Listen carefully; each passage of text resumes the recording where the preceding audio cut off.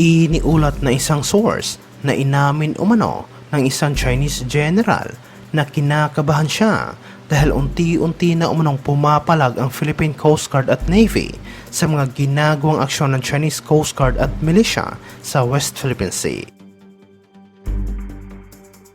Inamin ni Chinese General Wei Fenghe na nababahala umano siya dahil posibleng magkamali ang Chinese Coast Guard at Maritime Militia sa mga ginagawa nitong agresibong aksyon sa West Philippine Sea. Sinabi niya na kapag naubos ang pasensya ng Philippine government, sigurado umanong hindi na ito matatakot at magdadalawang isip na kumprontahin at gumamit ng puwersa laban sa Chinese Maritime Militia at CCG.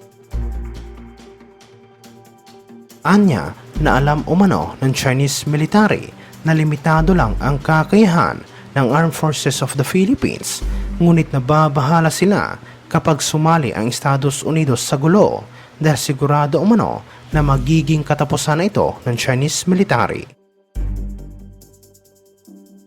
Iniulat ito matapos sinabi ng Philippine government sa pamamagitan ng Department of National Defense na kasalukuyang pinag-aaralan ang posibleng defense at security partnership ng bansa sa the Netherlands at European Union. Muli namang pinagtibay ng bansang Norway ang suporta nito sa rule of law at sa United Nations Convention on the Law of the Sea o UNCLOS sa gitna ng tumitinding paninindigan at asertibo ng China sa South China Sea at West Philippine Sea. Nakipagpulong si Defense Secretary Gilbert Chodoro sa mga ambassador ng Norway at the Netherlands upang talakayin ang mga naturang plano at kung paano mapalakas ang kanilang kooperasyon sa hinaharap. Sa pakikipagpulong kay Dutch Ambassador Mariel Gerets, iminungkahi ni Chodoro ang mga paraan upang isulang ang bilateral cooperation sa pamamagitan ng mga tinatawag na greenfield opportunities sa iba't ibang mga industriya, partikular na sa depensa at seguridad, kasama ang the Netherlands at European Union.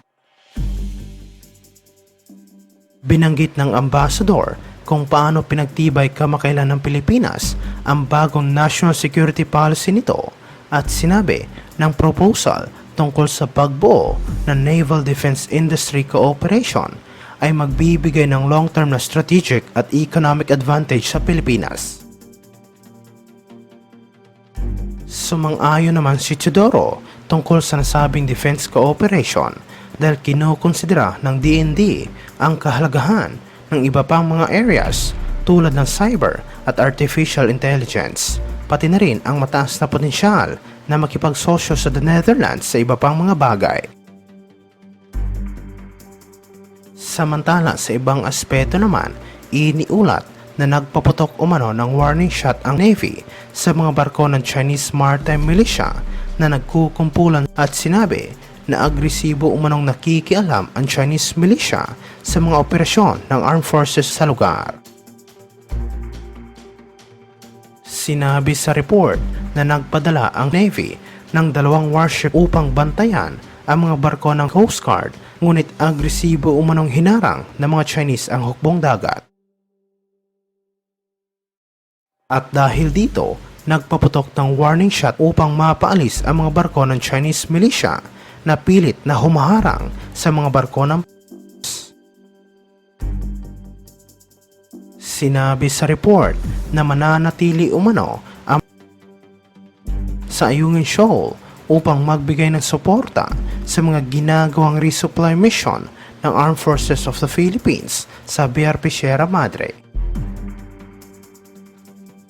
Iniulat ito matapos sinabi ng PCG ng share nito sa realigned na confidential funds na hiniling ng Office of the President ay makakatulong umano ng malaki sa pagsisikap ng ahensya na protektahan ang interes ng bansa sa West Philippine Sea. Sinabi ng tagapagsalita ng PCG para sa West Philippine Sea na si Commodore J. Tariela ng function ng Coast Guard ay napaka-diverse dahil tayo ay isang archipelagic na bansa at idinagdag niya ng karagdagang alokasyon ay sigurado umanong magbibigay ng malaking tulong para sa kanilang ahensya. Nauna nang inihayag ng House of Representatives na ilalaan nito sa PCG ang 500 million pesos na confidential funds na hiniling ng Office of President bilang bahagi ng budget at ang 150 million pesos na iminungkahi para sa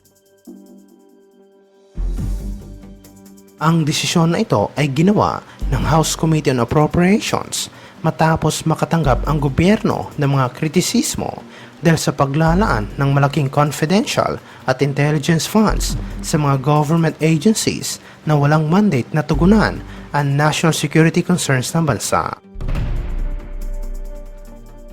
Dahil sa mga provokatibong aksyon ng China sa West Philippine Sea na kung saan inilarawan bilang isang mas malaking issue na dapat tugunan ng gobyerno, nagdesisyon ang komite na i-allocate ang confidential at intelligence fund sa ibang ahensya na responsable sa intelligence at surveillance. Sinabi nito na ang realigned na pondo ay gagamitin para sa mga confidential at intelligence expenses ng PCG, National Intelligence Coordinating Agency, National Security Council at Bureau of Fisheries and Aquatic Resources.